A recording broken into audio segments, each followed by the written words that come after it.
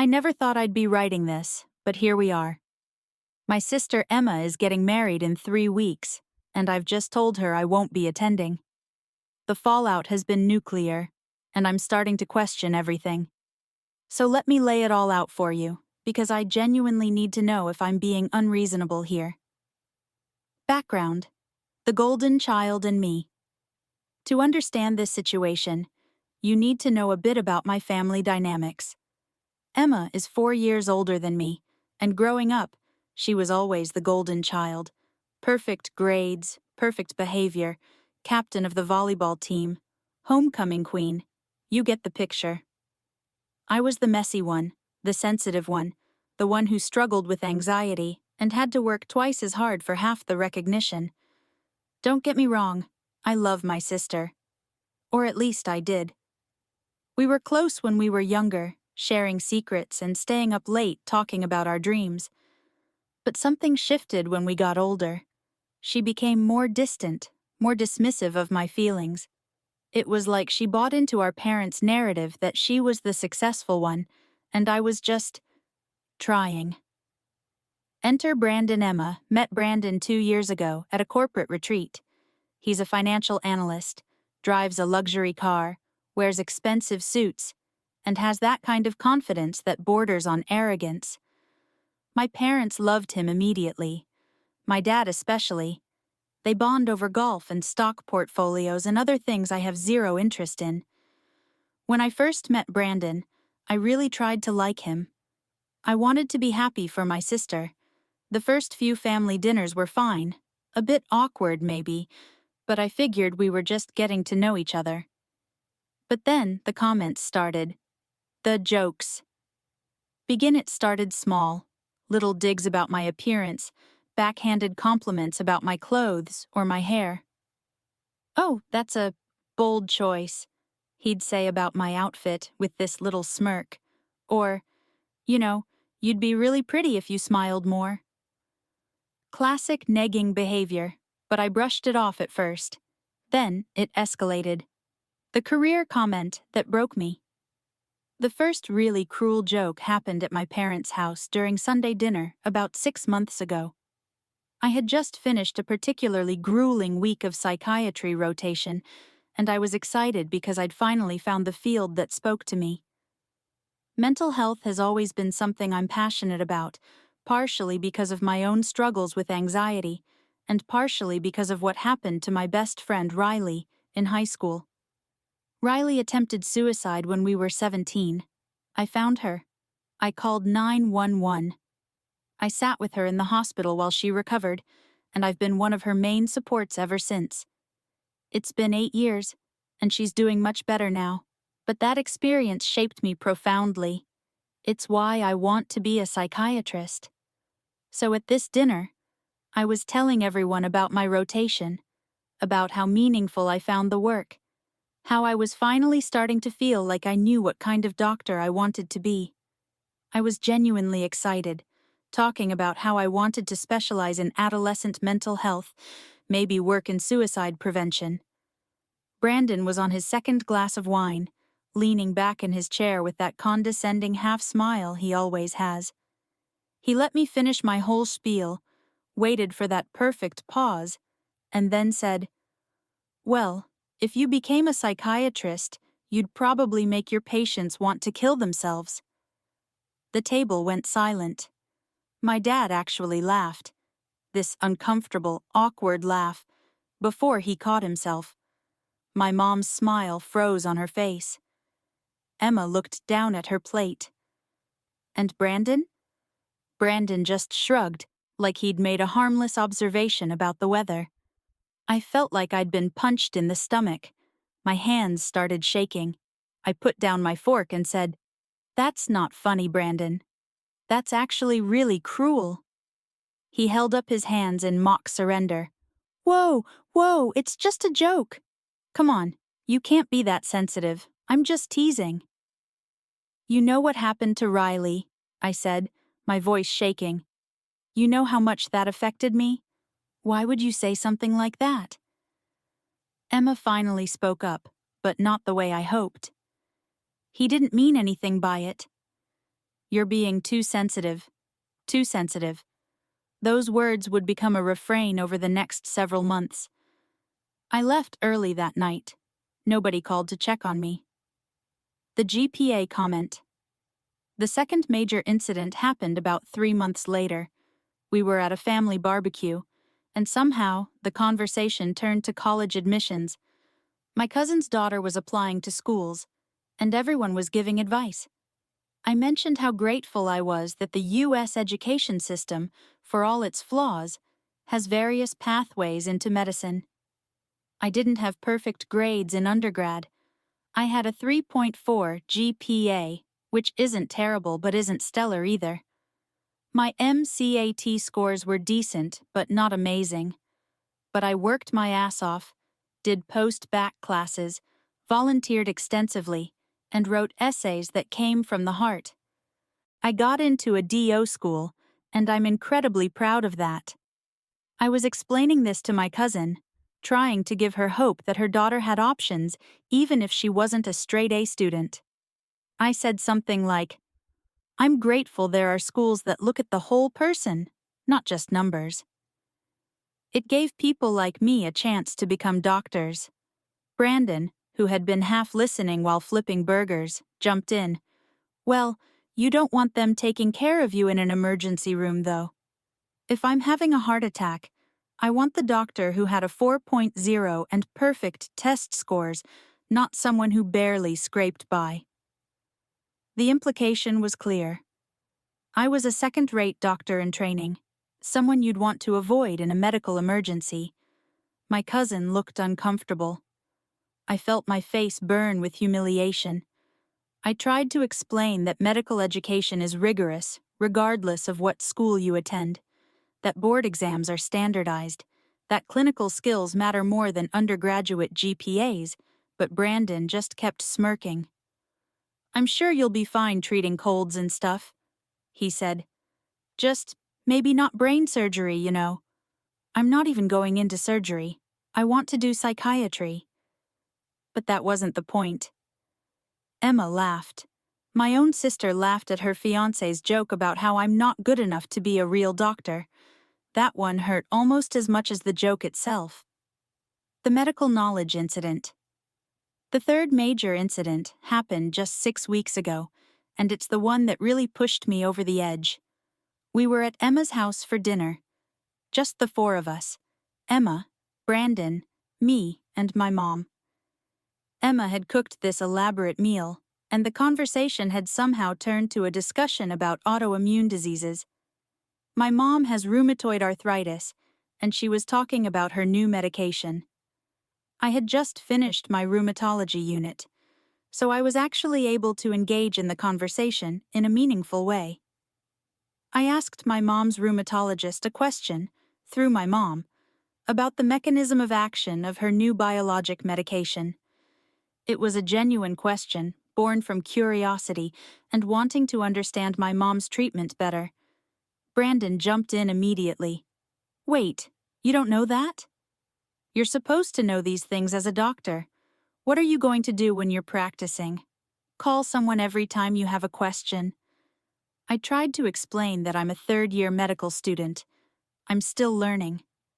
Medical school is literally 4 years of education, followed by years of residency for a reason. Nobody knows everything, and asking questions is part of good medical practice. "Yeah, but basics like that?" Brandon said. "That's pretty concerning." "I'm glad I have good insurance so I can see real doctors." Real doctors. I stood up from the table. I didn't even excuse myself. I just grabbed my coat and left. My mom called me 20 minutes later, not to ask if I was okay, but to tell me I'd embarrassed everyone by leaving and that I needed to learn to take criticism. It wasn't criticism. It was cruelty disguised as humor. The breaking point fast, forward to 3 weeks ago. Emma called me all excited because the final wedding details were being confirmed. The dress had arrived, the venue was set, the flowers were ordered. She wanted to meet for coffee to talk about bridesmaid duties. I met her at our usual cafe. and I decided I needed to be honest with her. I couldn't keep pretending everything was fine. "Emma," I said, "we need to talk about Brandon." She immediately got defensive. "If this is about his jokes again—" "They're not jokes," I interrupted. "They're mean. They're designed to hurt me. And they do hurt me." I walked her through all 3 incidents again, explaining how each comment had made me feel, how they'd affected my confidence, how I was starting to dread family gatherings because I never knew when he'd strike next. Emma listened with her arms crossed, her expression growing colder by the minute. When I finished, she said, "You're being ridiculous. Brandon likes you. He teases everyone. You're just too sensitive and you take everything personally." "He told me I'd make my patients want to kill themselves," I said, my voice breaking. "How is that teasing?" "He didn't mean it like that." "You're twisting his words." "Then how did he mean it?" She didn't have an answer for that. Instead, she said, "You know what? I think you're jealous. You've never been happy for me. You can't stand that I have a successful relationship and a great career, and now a beautiful wedding. This is just you trying to make everything about you." I felt like she'd slapped me. "That's not fair. Isn't it? You've always been the dramatic one, the one who needs attention. Well, this is my time.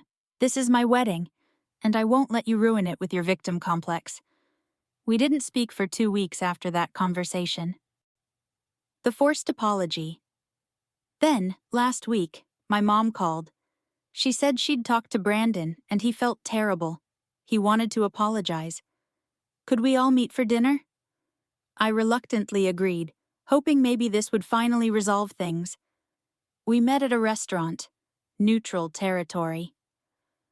Brandon was already there when I arrived, sitting next to Emma, both of them looking like they'd rather be anywhere else. The apology was everything I feared it would be. "Look," Brandon said, barely making eye contact. "I'm sorry if you took my jokes the wrong way. That wasn't my intention. I was just trying to have fun, you know? Banter. I didn't realize you'd be so sensitive about it. If you took my jokes the wrong way. I was just trying to have fun. I didn't realize you'd be so sensitive." It was an apology that blamed me for being hurt, not an acknowledgement that he'd done something wrong. "Do you understand why what you said was hurtful?" I asked. He shrugged. "I mean, I guess. But it was just jokes. I joke with my buddies like that all the time. I'm not your buddy. I'm your fiancé's sister. And those weren't jokes. They were insults." Emma cut in. "See, this is what I'm talking about. He's trying to apologize, and you're attacking him. What do you want from him?" "I want him to actually understand what he did wrong. I want a real apology, not this 'sorry you're offended' non-apology." Brandon sighed like I was the most exhausting person in the world. "Fine. I'm sorry I said those things. I won't say them anymore. Happy?" It felt hollow, empty, a performance to get my family off his back. But my mom jumped in, beaming. "See? That's settled. Now we can all move forward. Emma, tell her about the rehearsal dinner plans." I sat there in stunned silence as they just moved on, like nothing had happened, like I hadn't just been dismissed and minimized for the 100th time. The decision, I thought about it for days. I barely slept. I talked to Riley about it. She was furious on my behalf and told me she'd support whatever I decided.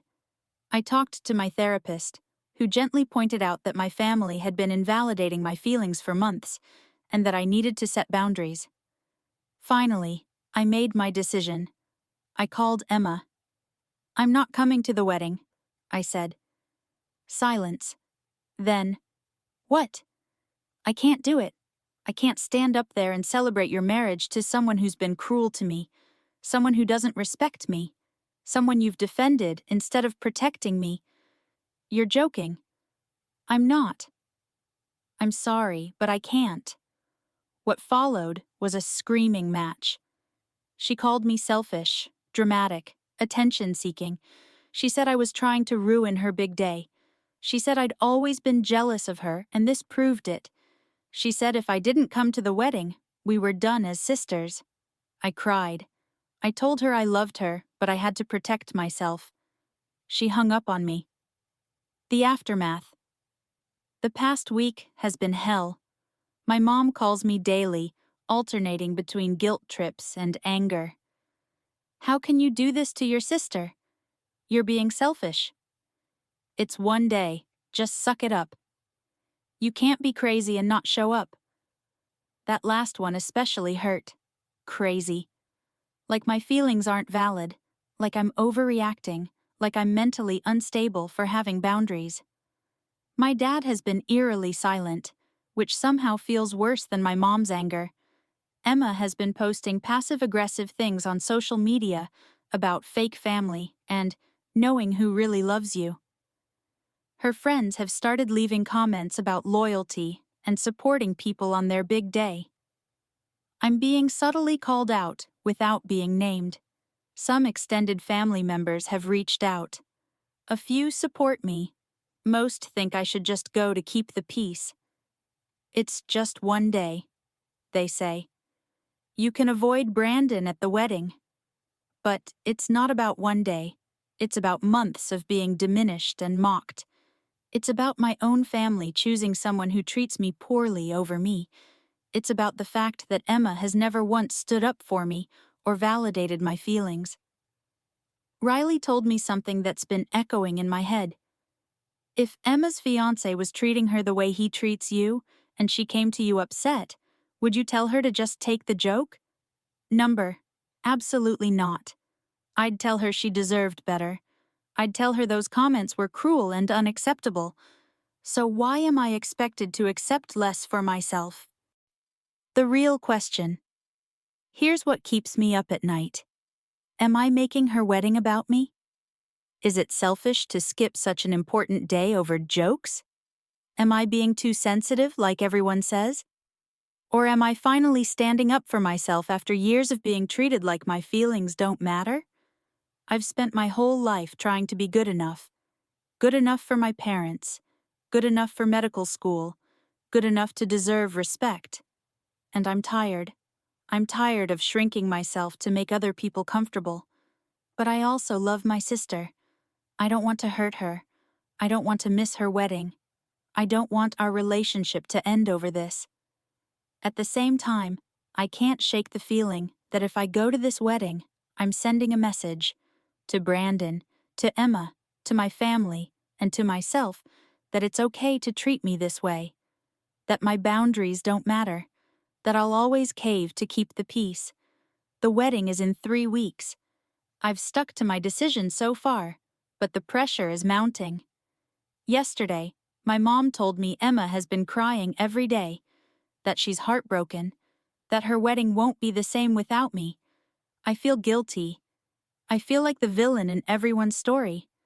But I also feel like I'm doing the right thing, even if it's the hard thing. So, I'm asking you. Am I the asshole for refusing to go to my sister's wedding after her fiancé kept making jokes about me? Am I overreacting to harmless teasing? Should I just apologize and show up to keep my family together? Or am I finally doing what I should have done months ago, standing up for myself and refusing to be treated as less than? I genuinely don't know anymore. The gaslighting has been so constant that I'm starting to doubt my own perception of events. But every time I think about going to that wedding, about watching Emma marry someone who's been cruel to me while my family stands by applauding, I feel sick to my stomach. Please be honest. I can take it if I'm wrong. I just need to know the truth.